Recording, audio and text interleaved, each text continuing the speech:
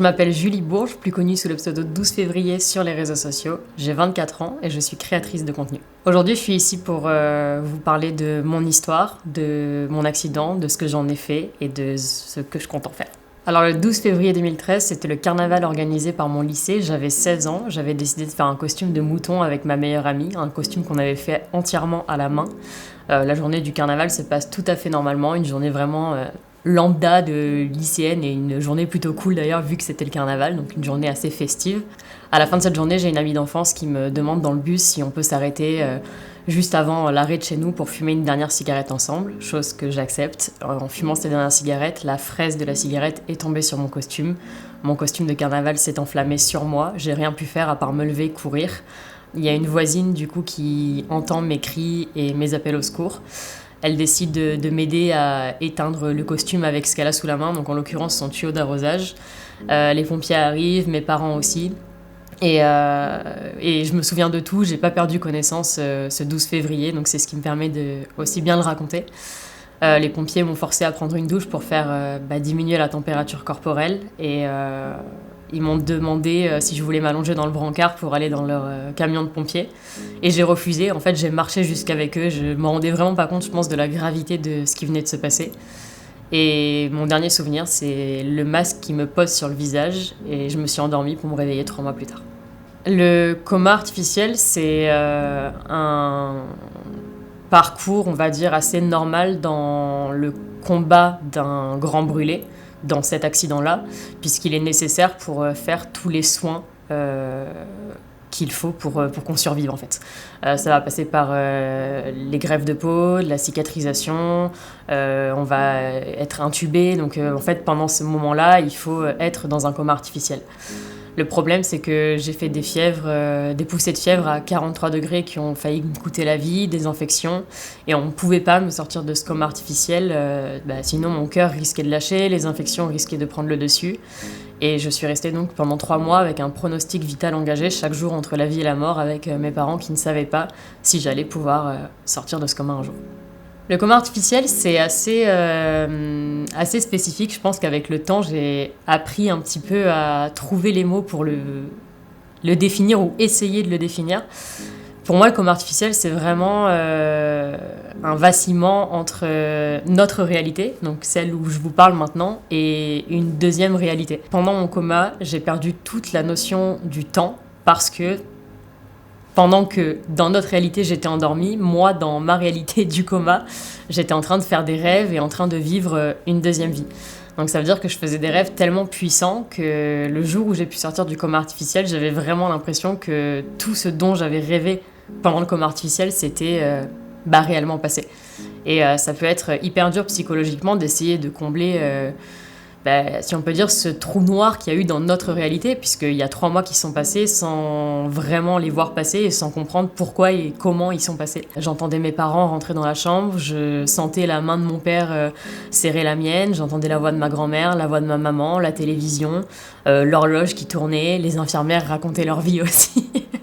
Quand je me suis réveillée du coma, ce qui a été dur avant de voir mon image physique, c'est déjà de prendre conscience qu'il y a 3 mois qui s'étaient passés et de ne pas comprendre comment ça avait pu se passer, puisque pour moi c'était vraiment une longue nuit. Et quand je me réveille, en fait, toute ma vie, ma pseudo-vie dans le coma, elle n'existe plus et je me retrouve confrontée à ma nouvelle réalité, à ma vraie réalité en fait, à la réalité de mes parents, de ma famille. Et en fait, ce dont j'ai rêvé pendant le coma me manque. J'avais rêvé que j'avais un autre petit frère et quand je me suis réveillée, ce petit frère, on me dit qu'il n'existe pas, que c'était un rêve et qu'il n'avait jamais existé. Sauf que moi, dans ma réalité, ce petit frère, il me manque en fait.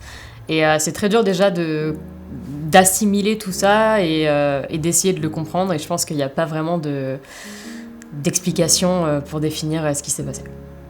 Quand je me suis réveillée du coma, j'ai eu un accompagnement psychologique et psychiatrique avant de pouvoir me regarder dans un miroir, ce qui a été très compliqué puisque moi je demandais en permanence à pouvoir me regarder puisque j'avais besoin de comprendre pourquoi mes parents, mes frères, ma famille me regardaient de cette manière-là. Moi quand j'ai eu l'accident, c'est vrai que la dernière image que j'ai de moi, c'est une jeune fille qui est encore en vie malgré l'accident, qui a encore ses cheveux. On me les a rasés plus tard à l'hôpital, mais voilà, le 12 février, je me revois vraiment... comme j'étais avant l'accident. Et j'avais besoin de comprendre pourquoi il avait fallu que je reste 3 mois endormie. Il est arrivé un jour où j'ai pu me regarder dans le miroir, et on va dire que c'est à ce moment-là que j'ai compris déjà la gravité de ce qui venait de m'arriver. Pourquoi mes parents, ma famille, mes amis me regardaient de cette manière-là, et pourquoi je voyais de la peine et de l'horreur dans leurs yeux, puisque en fait tout ce que je connaissais de la jeune fille que j'étais avant avait clairement disparu dans le reflet de ce que je voyais dans le miroir. Et j'ai aussi compris tout ce qu'il allait falloir que je fasse pour retrouver une vie normale, enfin ma vie d'avant, même si elle n'est jamais revenue. On parle d'une période où j'avais 16 ans, donc c'est l'adolescence, on apprend à connaître son corps, on apprend à être bien ou moins bien avec lui, mais en tout cas voilà, on apprend à vivre avec son corps. Au-delà de l'image physique qui est déjà horrifiante parce que je reconnais pas mon corps d'avant, puisqu'il est couvert de cicatrices, de brûlures et de cicatrices vraiment rouges à vif, boursouflées. Il y a aussi tout le côté motricité, qui est encore plus effrayant pour moi qui était sportive avant et gymnaste, et je faisais de la compétition.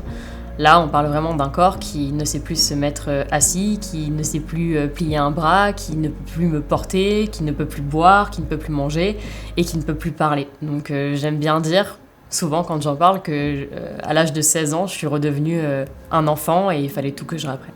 J'ai choisi le pseudo 12 février. Enfin, en réalité, il y a 2 raisons à ça. La première, c'était une manière de raconter mon histoire en restant anonyme vis-à-vis de mes parents, mes amis, de pouvoir en parler en fait assez librement sur les réseaux sociaux sans mettre mon prénom et mon nom de famille. Les réseaux sociaux, ça a été ma thérapie, ça a été mon moyen de me libérer de tout ce qui me pesait, de toutes les choses qui me faisaient du mal. Et je me confiais sur les réseaux sur certaines choses dont ma famille, mes amis n'étaient absolument pas au courant. Et la deuxième raison, je pense, c'est parce que le 12 février restait une date terrible à mes yeux. C'est le bouleversement de ma vie. Et je pense qu'au moment où j'ai choisi 12 février comme pseudo, alors déjà, je ne pensais pas qu'un jour cette date deviendrait un bon souvenir ou quelque chose de bon. Mais en tout cas, j'avais besoin de l'exprimer plutôt comme une renaissance que comme une date de mort et d'accident. Je pense qu'en 2015, quand j'ai ouvert mon compte Instagram, évidemment on est loin des ères de body positive, d'acceptation ou d'émancipation qu'on connaît aujourd'hui sur les réseaux sociaux. Donc évidemment ça demande énormément de courage d'affronter cette réalité et de l'apporter, même de la mettre en face des gens. J'avais juste besoin, je pense à ce moment-là, déjà de me libérer de certaines choses dont je ne parlais jamais. J'avais besoin aussi de comprendre pourquoi les gens me regardaient de cette manière dans la rue.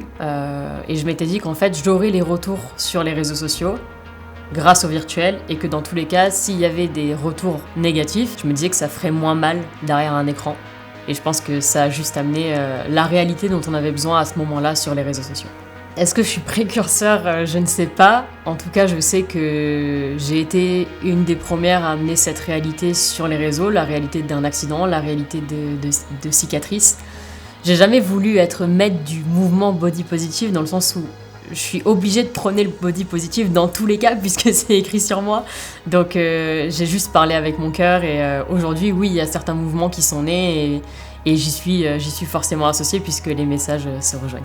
Il y a eu beaucoup d'étapes avant que je puisse être comme aujourd'hui devant une interview quasiment en brassière, en montrant mes cicatrices. La première, je pense, ça a été un voyage en Espagne qui a littéralement changé ma vie, où j'ai fait face vraiment aux premières personnes qui me disaient « Ah mais c'est trop stylé en fait tes cicatrices, c'est vraiment le reflet de ton histoire, vas-y fonce, accepte-toi ». Et quand je suis revenue en France, je me suis dit que si je l'avais fait en Espagne, je pouvais déjà le faire en France, et que c'était loin d'être un frein. La deuxième, ça a été ma thérapie, et ça a été les réseaux sociaux, puisqu'à chaque fois que je mettais un t-shirt, à chaque fois que j'enlevais un col roulé, à chaque fois que je mettais un short, une robe, je le partageais sur les réseaux sociaux, et j'avais tellement déjà de commentaires positifs, de gens qui me félicitaient, qui m'encourageaient, mais au-delà de tout ça encore, je voyais les gens que ça aidait. Je voyais des femmes qui me disaient « Waouh, et moi j'ai un peu de cellulite, j'ai juste une petite cicatrice sur le genou et j'ose plus mettre une jupe.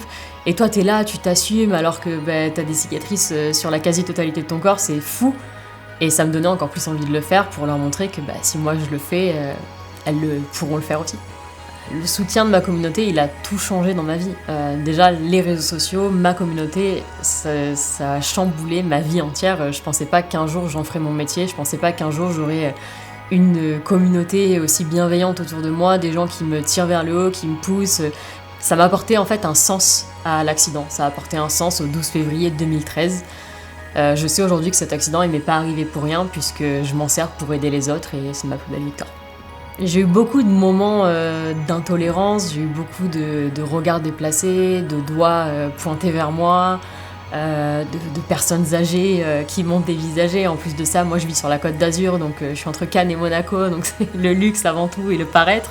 Donc c'est très compliqué de grandir ou d'essayer de se reconstruire dans une région où tout est guidé par le paraître. J'ai pas peur de le dire. J'ai beaucoup de regards qui m'ont marqué, beaucoup de regards qui m'ont fait me remettre en question sur mon acceptation, sur ce que j'étais. Et aujourd'hui, le message que j'ai envie de faire passer, c'est pas que c'est facile tous les jours, parce que c'est pas vrai. J'ai encore des jours où j'hésite à mettre des brassières, des t-shirts, parce que ces regards-là, je les redoute.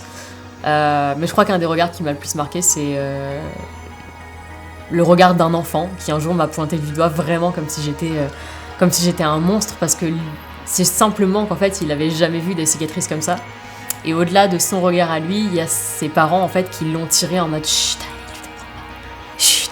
Et là je me suis sentie vraiment différente, rabaissée, et j'avais juste envie de lui expliquer, parce qu'à cet enfant, si personne lui explique ce que ce sont des cicatrices ou ce que ce sont des brûlures, bah, il ne saura jamais. Et je dis souvent que les enfants qu'on laisse sans réponse deviennent les adultes qui nous regardent mal en grandissant.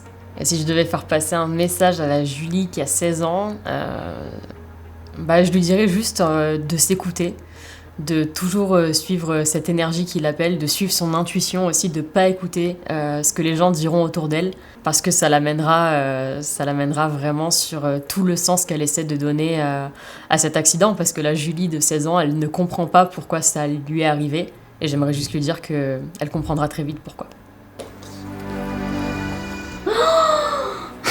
J'ai une paillette. C'est trop beau.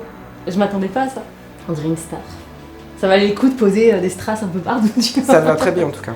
C'est trop beau. Ouais, faudrait que je tourne un clip là. T'es lumineuse. Il me faut un son.